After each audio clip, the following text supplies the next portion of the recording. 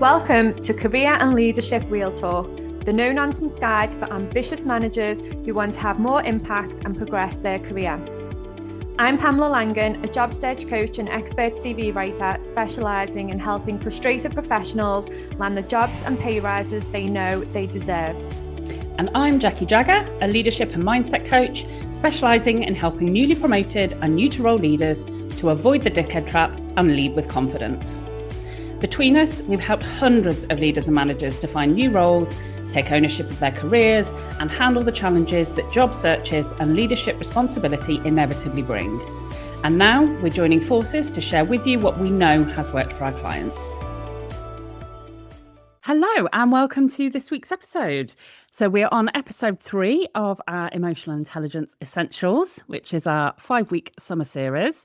This week we're talking about social awareness. So this essentially in emotional intelligence is that capacity to be able to read both people and situations and be able to consider and adapt to those social cues, because emotional intelligence is all about having appropriate social and behavioural strategies to get you the results that you want, depending upon the circumstances or the context.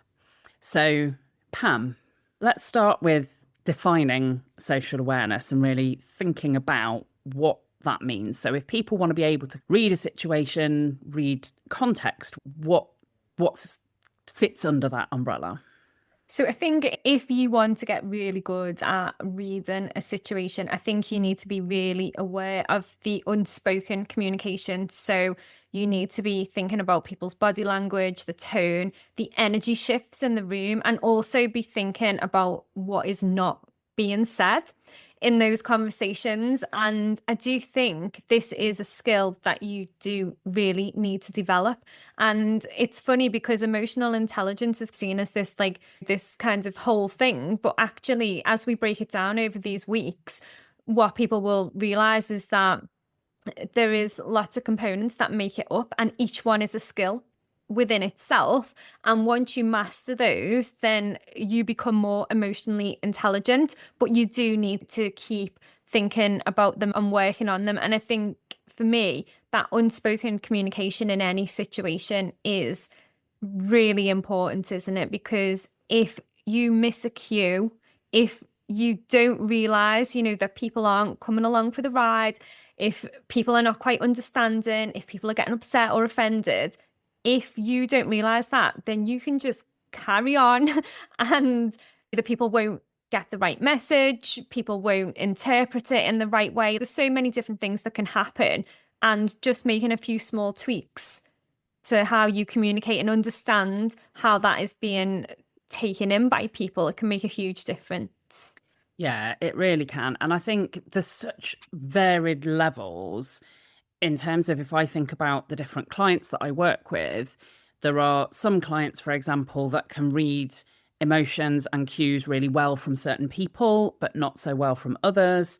There are clients, particularly for neurodivergent clients, this is often an area that is more challenging. So I think there's lots of situations and scenarios where this can be a real kind of crucial element, that if people can start to make some small steps with this and read the room more effectively, then it can really shift the perception of them and how they operate. So what are some of the reasons why this does matter then? If kind of that ability to notice a lot of the unspoken stuff and what else is happening under the surface is key, even if it's challenging, what will it do for people if they start to make some of these small steps?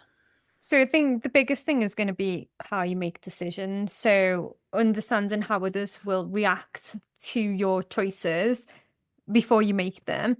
And it can really avoid those awkward backtrack moments as well. Because if you think, okay, how is this going to land? How will people take this? How will they feel about it? Then you can then also think about the consequences of those decisions and how you deal with the fallout of those decisions. And by doing that, you're not going to plow into something and then go, oh, okay, I didn't realize it was going to have this effect, and now I need to backtrack because that can affect your credibility as a leader. So I think thinking ahead and understanding how others will react is probably the most helpful part of this. And I think when it comes to decision making, sometimes it might change the decision, but often it might change the communication around the decision. So you might make the same decision, but because you anticipate how people might feel or respond, then you might change the way that you communicate that, or you might change the timing, or you might change the environment in which you explain that decision, or you might explain it rather than not explain it. So I think there is definitely so much around that kind of decision making and factoring that in. I also think there's a real thing as well around influence. So it's that sense of when you have that kind of ability to read the room and you understand other people's motivators, drivers, trigger points, then you can be in a much better place to give them the message that they actually either need or want to hear rather than what you want to say. And I think that's a huge area that I've seen is that when people are seeking influence and finding it challenging to influence, when that comes up for clients in coaching, this is often where we start to mine for information is I'll be getting those clients to reflect on what cues are there, what situations are there when you can observe and get some more data about what might be a motivator or driver, how might that change how you want to operate if you want greater influence within that relationship. Yeah, and I think that also works across the team as well because it's about spotting that disengagement, isn't it? And the conflict or the stress before it affects the results. Because sometimes, like, you can clearly see that people are starting to get stressed or acting a little bit differently to usual. And sometimes you can just be so bogged down in the day to day that you just kind of let them get on with it rather than just maybe having a conversation, taking them to one side and asking them, is everything okay? What's going on? I've noticed X, Y, and Z. Is there any way I can support you? Or is there anything you need from me? And sometimes that can be all it needs for somebody to say, yeah, it could be something to do with work, it could be something outside of work. But I think just spotting that stress in someone and offering the support can really help reframe it for them as well. So you can almost stop it spiraling because what I always found is if you've got one stressed person in the team, you've got multiple stressed people in the team because that stress amplifies. Once one person starts feeling it, they start dragging other people down with them. And then before you know it, you've got a whole team of people who are feeling demotivated and stressed. And then you ask them why. And sometimes they don't even know. They've just got caught up in someone else's emotions and feelings. And they've allowed that to happen. And that can be a little bit harder to fix if you just start looking for those individuals that are displaying different behaviors, different emotions, and start talking to them. That can really help. And I'm put in mind of the episode that we did around spotting the signs of a demoralized team, because I think people are almost, oh, yeah, I'd definitely spot that if my team were really stressed or really disengaged. But actually, some of those signs can be subtle.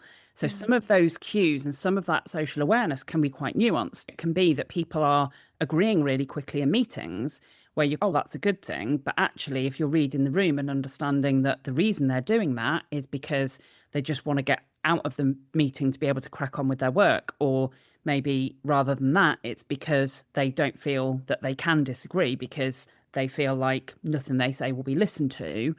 So I think that episode was really particular to that circumstance. But yeah, that kind of awareness of your team and how to get the best of them, the more that you can really see and understand what do I need to investigate and what might that tell me, the greater your awareness, the greater your capacity to do something about it. Yeah, definitely. And I think when it comes to career progression, all of this is so important because if you want to become more senior in your career, then you have got to navigate these stakeholder relationships, these complex situations, the office politics. Like, you've got to navigate them. You can't sit on the fence and be like, oh, I know it happens, I know it goes on, I just keep out of it, because that is going to affect your team performance. That is going to affect everything really that happens within that environment. So it's up to you to go, okay, what is going on here? What do I need to do to support? And what do I need to understand about the situation? Because I think sometimes people do plow into situations without fully understanding what's going on. And that understanding is super important. And I feel like that is also where you really gain that credibility as well. You don't just go in like a bull in a china shop and, right, okay, this is going on, so we'll change this and this. It's let's understand everyone's perspective, and then let's decide how we proceed.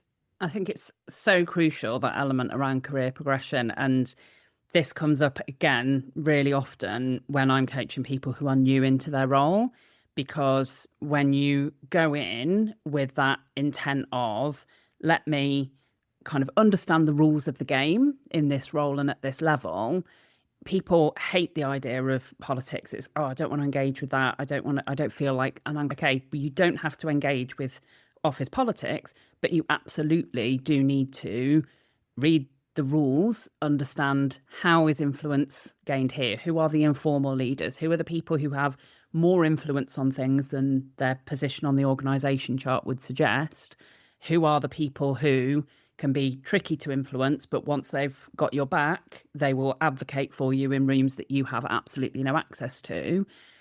You can decide whether or not you want to use that information, but if you don't understand it, then it's completely out of your control. So all of that element around career progression, it's so crucial. And I think people often underestimate that because it feels icky, the idea of engaging in politics. Yeah, it is a funny one, isn't it? Because I still remember like my first job, and I was like, what are these office politics that everyone talks about? I was like, I have definitely missed a trick somewhere. And then it was like, okay, here is your education into office politics. And then I wish I never asked the question, because I was just so blissfully ignorant at that point. And then as soon as you become aware, you're like, okay. So that's how it works. That's what goes on. That's the undercurrent. And it can be tough. But like you say, you need to know how to play the game. You need to know how to understand that and deal with those situations. What are some of the baby steps then? So we always talk about our kind of practical takeaways, and we've explored quite a lot what it means to have that awareness and ability to read the room and why it's so important. So if somebody is potentially listening to this and going, yeah, maybe I do need to do a bit more of that, where can they make a start? So I think the first thing is going to be making sure that you are being really intentional and looking for these cues and looking for these things. So the first thing is going to be scanning for engagement. So make it a habit to regularly check faces, body language, energy levels, all of that good stuff during conversations, and not just when you're talking as well. Look at the energy, look at the interactions between other people within your team, look at it within your team meetings, and really think about, how is that coming across? How is that person responding or reacting? What's the body language like? And you can pick up a lot from that. A great example, I think, of this is if you're delivering training or a presentation and you can read the room and kind of look for those signs, if you can spot a sign that somebody's confused or not with you on something, then you can hone in on that at that point. And I think often, particularly if it feels, for example, like a kind of big important presentation, the temptation can be to plow on. I'm focusing on me and I'm focusing on getting through my content, but to pause and look and notice and say to somebody, you look as if there's a question there. Am I sensing that you're not in agreement on that? You can surface some of those things Whereas without it, if you then plow on through regardless, then you risk that you've lost people from whatever point, and it's much harder to regain that. Whereas sometimes calling it out when you notice it can really support both that individual staying engaged, but also others around them. Because if one person's got a question, then others may well do as well. Yeah, I think that reality check's so important, isn't it? And especially even asking something like on a scale of 1 to 10, how has this landed? Just to gauge how people are interpreting the messages that you're delivering. I think that's also quite crucial, isn't it? Yeah, and I think just really simple things like what questions do you have? If you're delivering a communication and then asking what questions do you have, that can really support you understanding the answer to that question of how did it land without people being perhaps quite so on the spot. So if you say, do you have any questions? I think that's harder for people to go, yeah, I have. Whereas if you say, okay, I'm going to give you a few seconds to just reflect on what I've shared, let it settle, and then I'd love to know what questions do you have? What have I not covered? What else could I cover? Those questions will surface some of that stuff that is then helpful for you to be able to potentially act on and will give you a much more accurate read than just you finishing going ta-da and then waiting for people to give you a round of applause. Yeah, and also as well, I think pattern spotting is really good as well because when you start noticing what energizes or drains different people, that's where then you can go, right, okay, like I know a meeting on Friday afternoon is just going to drain the life out of everyone, but maybe a meeting on Friday morning is gonna energize people and finish the week off strong. And it's like just looking at what is energizing people and what is draining people and then making some tweaks accordingly. Obviously, it's going to be dependent on what you've got going on within the business, but where you can, making those adjustments to support the people. And I think some great ways to do this, if you've got personality psychometrics, then understanding people's preferences, because if you're acting in line with your preferences, generally that will be energizing. And if you're not, then generally, if you're having to adjust or adapt, that will generally be draining. So I think if you've got some of those aspects where you can understand and have ways of understanding the people around you, then that can be really helpful to be able to consider that.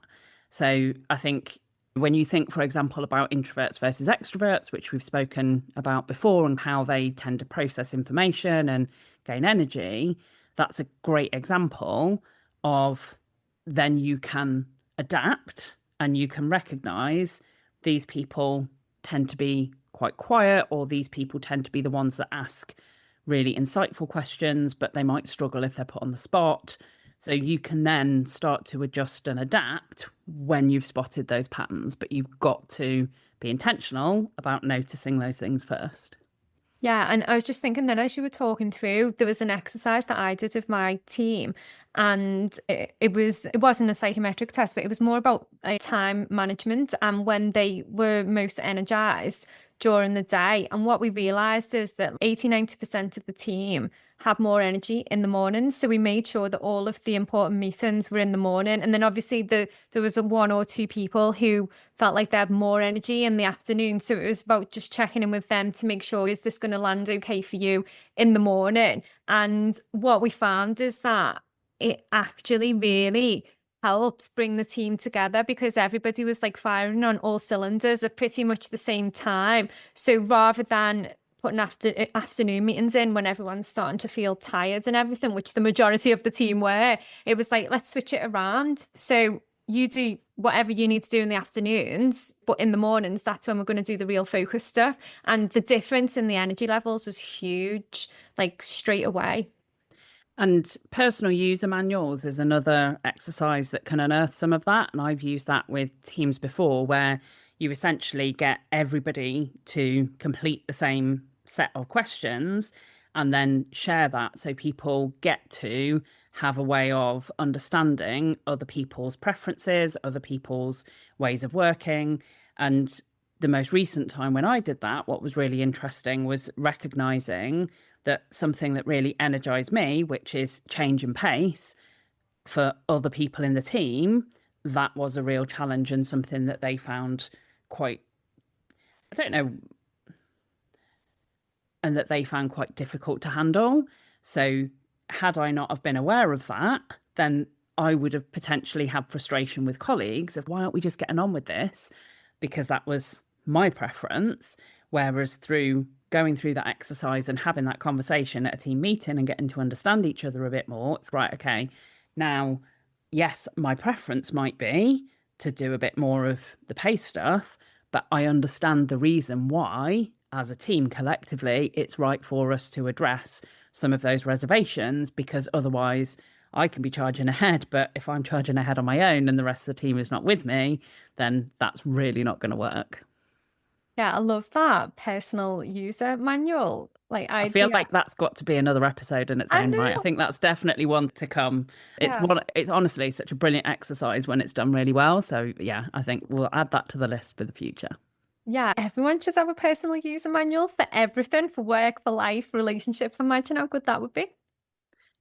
Honestly, so helpful, especially in this context of knowing what makes others tick, being able to read that and understand, yeah, would make life much simpler. So thanks for listening to today's episodes. And as usual, if you think that it would be useful for someone, please do share it with them. And if you are thinking that there's some areas around emotional intelligence or general career coaching that you would like to work on, then get in touch and we'll be able to share all of the options with you. And as usual, make sure that you rate and review us on your favorite podcast platforms. And we'll be back next week with another episode. Exciting news from us. If you're an ambitious leader or manager earning 50k or more and you're ready to take your career to the next level, we have an opportunity for you. Introducing Catalyst Career Club, your secret weapon for unlocking career success.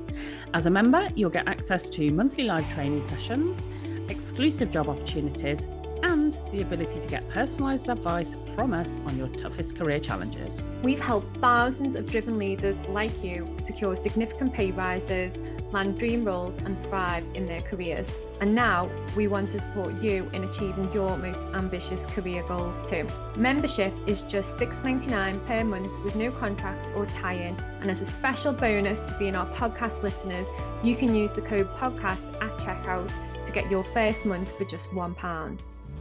Head over to pamelalangan.com/Catalyst Career Club to sign up now, and we'll see you inside.